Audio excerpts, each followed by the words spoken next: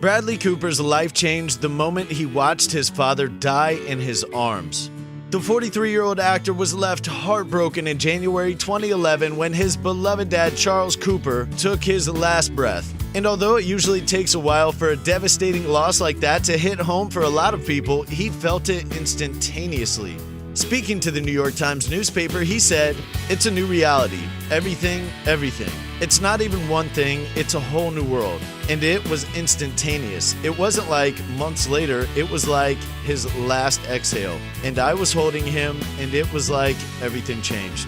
Around the time of his father's death, Bradley was approached for A Star is Born, but he snubbed the opportunity because he didn't feel he was weathered enough at 36 to play Jackson Maine. However, 4 years later, he felt he had enough life experience to do the role justice and also made his directorial debut and co-wrote the script. He explained, "Honestly, I could see it on my face. I just felt it was right to do." Sick of these promos? Like us and subscribe so we won't have to make up any new ones.